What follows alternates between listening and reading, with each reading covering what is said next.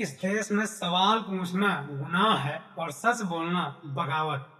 ये देश की परंपरा जो चल रही है, जो रणनीति चल रही है, मुझे लगता है कि आने वाले समय में अगर इस तरह से रणनीति चलती रही कि अगर कोई सवाल उठाता है तो उसके ऊपर FIR दर्ज कर दिया जाता है, चाहे वो कोई भी हो।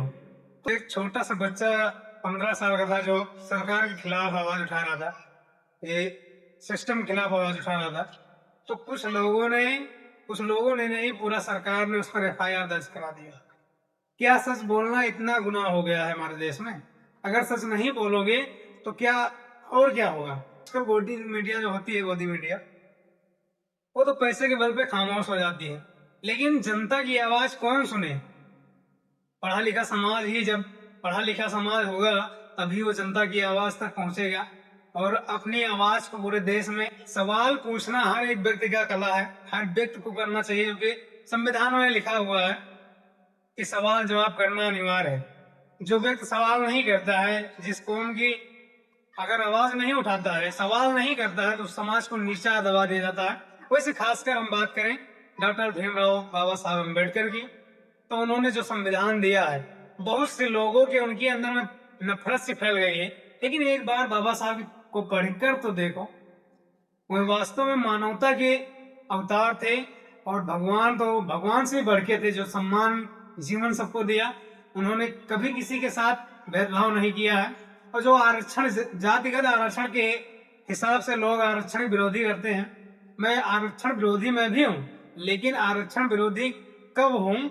जब सभी लोग इस देश में आरक्षण का फायदा उठाकर आर्थिक स्थिति से मजबूत हो जाएं, तब आरक्षण खत्म कर दिया जाए। लेकिन मैं देखता हूँ कि बहुत से लोग हैं जिन्हें आरक्षण का फायदा तो बहुत मिला है, वो IAS IPS है, लेकिन वो भी आरक्षण का फायदा ले रहे हैं। तो इस पर हम भी विरोध करते हैं, क्योंकि आरक्षण उनके लिए है जो दबे कुचले अभी निचले स्तर से आए हैं, जिन्हें अभी सरकारी लाभ कोई भी नहीं मिला है, तो उनके लिए आरक्षण है। और मैं ऐसे अनेकों प्रकार की बात करना चाहता हूँ इस देश के हिसाब से। इस देश में समानता का न्याय होना चाहिए, लेकिन इस देश को देखा जाए तो एक तरफ नफरत की आग में झोंका जा रहा है। हर एक पार्टियां अपनी अपनी दबदबा बनाने के लिए नफरत फैला रही है। तो मुझे नफरत नहीं फैलाना है, सभी इंसान है, और इंसान को इंसानियत समझने के लिए डॉक्टर बाबा साहब भीमराव अम्बेडकर और तथागत बुद्ध को पढ़ना चाहिए। और ऐसे बहुत से लेखक थे जिन्होंने समाज के लिए उत्थान किया है, समाज की बातें रखी है, और बहुत से ऐसे महापुरुष ने जो योगदान दिया हमारे देश में। लोग कहते हैं डॉक्टर बाबा साहब भीमराव अम्बेडकर, जब अंग्रेज का शासन काल था तब उनका इसमें कोई योगदान नहीं रहा। अंग्रेज के शासन काल में बेशक उनका योगदान न रहा हो, लेकिन दलित, पिछड़े, वंचित और महिलाओं के लिए भगवानों से बढ़कर भी उन्होंने काम किया। जो काम किया है वो भगवान से भी बढ़कर काम किया है। तो जो उस समय वो लड़ाई लड़ रहे थे, वो ऊंच नीच जात पात छुआछूत की लड़ाई लड़ रहे थे, क्योंकि उस जमाने में निचले स्तर के लोग ST SC OBC, तो ये तो बाद में बना, इससे पहले शूद्र ही होते थे, जिसे अछूत के नाम से जाना जाता था। तो अछूत को किसी भी प्रकार की हिस्सेदारी नहीं मिलती थी।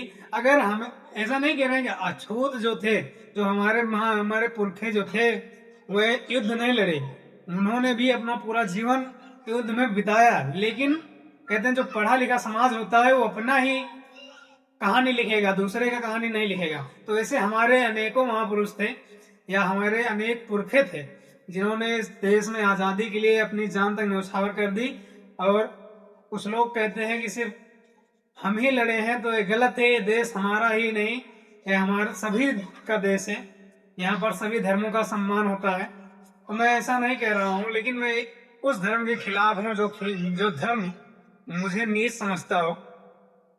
अगर वीडियो अच्छी लगे तो ज्यादा शेयर करें, और मैं अब सामाजिक ही तौर पर वीडियो बनाऊंगा। लखनऊ से एक लड़का है जिसका नाम अश्वत गौतम था, उन्होंने सरकार की नींद उड़ा दी सिर्फ सवाल जवाब करके। तो ये सवाल जो है सभी को करना चाहिए।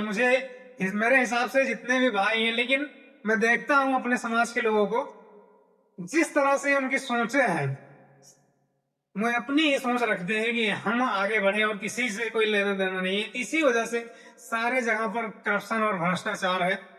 सबसे पहले अपने आप को सुधारना होगा, अपने आप को बदलना होगा, बदलाव अपने अंदर लाना होगा।